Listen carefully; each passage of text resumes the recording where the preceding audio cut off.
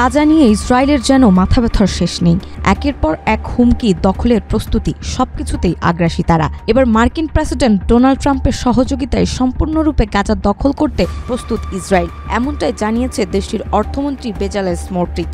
কিন্তু প্রশ্ন থেকে যায়, যে ট্রাম্প যুদ্ধ বন্ধের পক্ষে, সেই কেন ইসরায়েলকে এতটা সহযোগিতা করছে?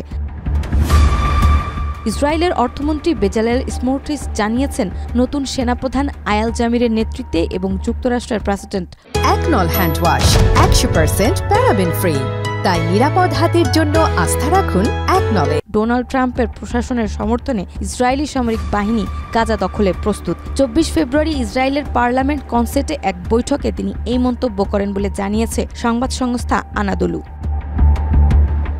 স্মোট্রিচ দাবি করেন, লেবাননের হিজবুল্লাহ গ্রুপ এখন দুর্বল অবস্থায় রয়েছে। তারা লেবানন সরকারের সমর্থন হারিয়েছে, সিরিয়া হয়ে সরবরাহ লাইন বিচ্ছিন্ন হয়েছে এবং তাদের নেতৃত্ব সংকটে পড়েছে। গাজা পরিস্থিতি নিয়ে হুঁশিয়ারি দিয়ে স্মোট্রিচ বলেন, পশ্চিম তীরে শরণার্থী শিবির এবং উত্তর গাজার জাবালিয়ার মতো এলাকাগুলো দখলদারিত্বের দৃষ্টান্ত অনুসরণ করা হবে, যেখানে ইসরায়েলি বাহিনী আগেও অভিযান চালিয়েছে। শেষবার অভিযানে সব ধুলোয় মিশিয়ে দেওয়া হবে।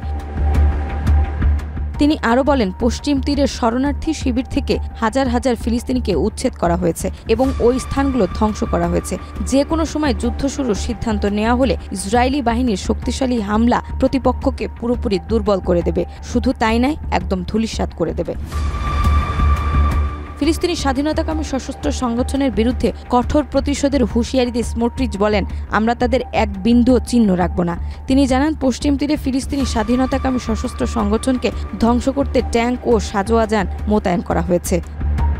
নাজমা, মাই টিভি।